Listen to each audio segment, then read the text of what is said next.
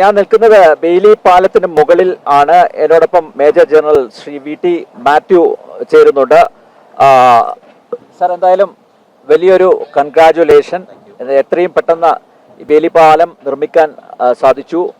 അതുമാത്രമല്ല, സൈന്യത്തെ പൂർണ്ണമായും നമ്മുടെ രക്ഷാപ്രവർത്തനത്തിൽ സജ്ജമാക്കാനും സാധിച്ചിട്ടുണ്ട്. പൊതുവിൽ എങ്ങനെ കാണുന്നു, എങ്ങനെ വിലയിരുത്തുന്നു? ഇത് ഒരു വലിയ ട്രാജഡിയാണ്. ഇതിപ്പോൾ കണ്ടിന്യൂ ചെയ്തു ഞങ്ങൾ റെസ്ക്യൂ ഓപ്പറേഷൻസ്. 10 ടീം ഞങ്ങളുടെ ഇവിടെ ഈ complete area sector vice search ചെയ്യുകയാണ്. ആരെങ്കിലും ജീവനോടെ കിട്ടുമോ, അതെയോ ഡെഡ് ബോഡീസ് എടുക്കാൻ പറ്റുമോ എന്ന് നമുക്കറിയില്ല. 350ഓളം ആൾക്കാർ ഇവിടെ ഡിപ്ലോയ് ചെയ്തിട്ടുണ്ട് 10 ടീമായിട്ട്. അവർ പല പല സ്ഥലത്ത് സെർച്ച് ചെയ്യുകയാണ് ഞാൻ പറഞ്ഞ പോലെ. പിന്നെ ഇനിയും ഈ എഞ്ചിനീയർ ഈ ബ്രിഡ്ജ് ഉണ്ടാക്കിയ ആൾക്കാർ 160ഓളം ഉണ്ട്. അവരിവിടെ തന്നെ ഉണ്ട്. അവർ അല്പം റെസ്റ്റ് എടുത്തിട്ട് അവരെയും ഇനി സെർച്ചിന് വേണ്ടി ഞങ്ങൾ ഡിപ്ലോയ് ചെയ്യും.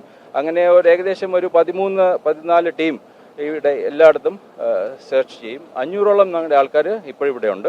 ഇവരെല്ലാം ഈ സെർച്ച് ഓപ്പറേഷനും സിവിൽ അഡ്മിഷൻ സഹായിക്കാനും ഞങ്ങൾ ഉണ്ടാവും ഇവിടെ. 3 ഡോഗ്സും ഉണ്ട് അല്ലേ ഇതിന്റെ കൂടെ?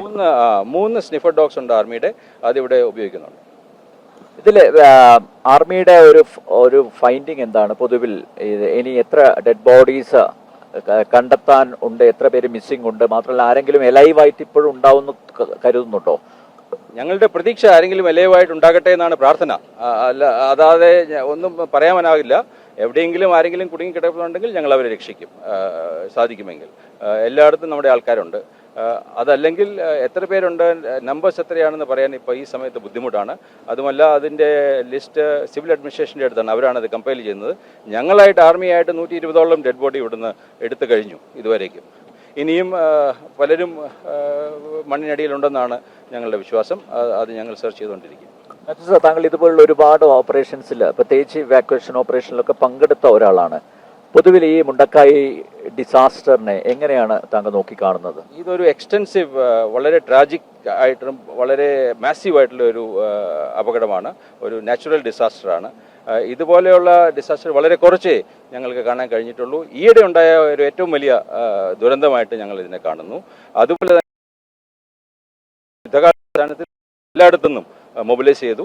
ഞങ്ങളുടെ ട്രൂപ്സ് ഇവിടെ മാത്രമല്ല, ചെന്നൈയിലും പൂനെയിലും ഡൽഹിയിലുമുള്ള ആൾക്കാർ ഇതിനെ ഡയറക്റ്റ്ലി മോണിറ്റർ ചെയ്യുന്നുണ്ട്. ടു എൻഷുർ ഇവിടെ എല്ലാ സാമഗ്രികളും എത്തും.